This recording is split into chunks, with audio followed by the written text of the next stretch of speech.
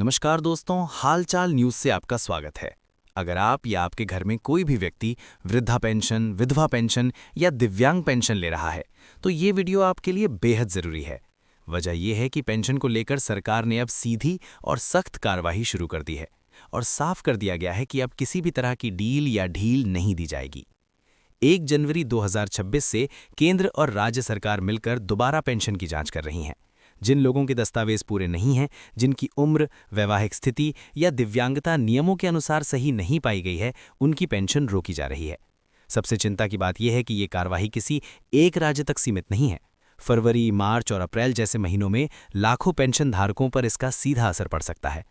अगर आपने समय रहते ज़रूरी काम पूरे नहीं किए, तो आपकी पेंशन भी रुक सकती है। इसलिए इस जानकारी को अंत तक ध्यान से देखिए, क्योंकि आगे हम साफ साफ बताएंगे कि किन 3 तरह के लोगों की पेंशन अब नहीं मिलेगी, किन गलतियों की वजह से लोग जांच में पकड़े जा रहे हैं और आप अपनी पेंशन कैसे सुरक्षित रख सकते हैं।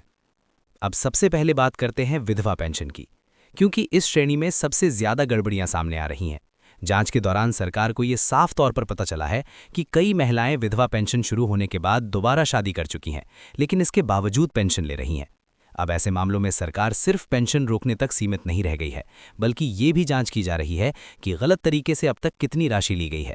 कई जगहों पर वसूली और कानूनी कार्रवाई की तैयारी भी चल रही है। इसलिए जिन महिलाओं ने दोबारा शादी कर ली है, उनके लिए अब ये आखिरी मौका है कि समय रहते अपनी स्थिति स्पष्ट करें, वरना आगे मुश्किलें बढ़ सकती हैं। इसके बाद आता है वृद्धा पेंशन, और यहाँ सबसे बड़ी सख्ती उम्र को लेकर की गई है। सरकार ने साफ कर दिया है कि वृद्धा पेंशन के लिए तय उम्र पूरी होनी चाहिए। जांच में ये सामने आया है कि कई लोग 55, 58 या 59 साल की उम्र में ही गलत तरीके से वृद्धा पेंशन ले रहे थे। अब ऐसे सभी मामलों को एक एक करके चिन्हित किया जा रहा है। जहां भी गड़बड़ी मिली है, वहां पेंशन तुरंत रोक दी गई है। सरकार का साफ कहना है कि उम्र के नियमों से किसी भी तरह की छूट अब नहीं दी जाएगी। तीसरा और सबसे संवेदनशील मामला है दिव्यांग पेंशन। सरकार ने स्पष्ट किया है कि जिन लोगों की दिव्यांगता तय प्रतिशत से कम है, उन्हें पेंशन नहीं मिलेगी। कई राज्यों में ये सीमा 40% रखी गई है। हल्की चोट, अस्थायी बीमारी या गलत तरीके से बनवाए गए प्रमाण पत्र के आधार पर पेंशन लेने वालों को अब चिन्हित किया जा रहा है।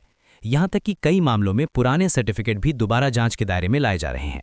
जहां भी गड़बड़ी पाई जाएगी, वहां पेंशन बंद कर दी जाएगी। अब सबसे जरूरी सवाल ये है कि आपकी पेंशन कैसे सुरक्षित रहेगी। सरकार ने साफ निर्देश दिए हैं कि 31 जनवरी 2026 तक सभी पेंशन धारकों को अपना जीवन प्रमाण पत्र यानी लाइफ सर्टिफिकेट अपडेट करना ही होगा। अगर ये समय पर जमा नहीं किया गया, तो सिस्टम अपने आप पेंशन रोक देगा। इसके साथ साथ ई-केवाईसी भी अब अनिवार्य कर दी गई है। केवाईसी अधूरी होने का मतलब सीधा है पेंशन बंद।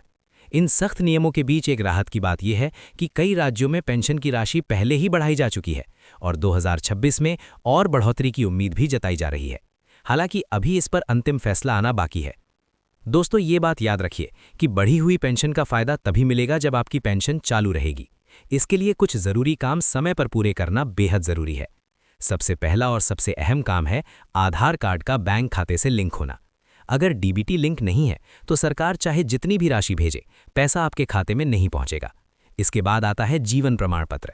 ये समय पर अपडेट नहीं किया गया, तो सिस्टम अपने आप पेंशन रोक देता है।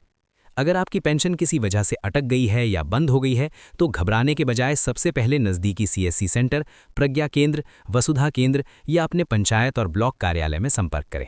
वहां आपको साफ साफ बताया जाएगा कि आपकी पेंशन किस कारण से रुकी है और कौन सा दस्तावेज अभी अधूरा है।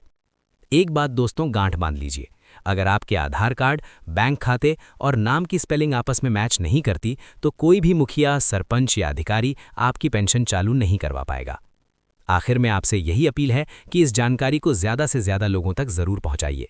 बहुत से लोगों को आज भी नहीं पता कि जीवन प्रमाण पत्र जमा न करने, दूसरी शादी के बाद भी विधवा पेंशन लेने या फर्जी दिव्यांग प्रमाण पत्र की वजह से उनकी पेंशन बंद हो सकती है। इस जानकारी को शेयर करें और चैनल को सब्सक्राइब ज़रूर करें, ताकि ऐसी ज़रूरी जानकारी समय पर आप तक पहुंचती रहे। धन्यवाद।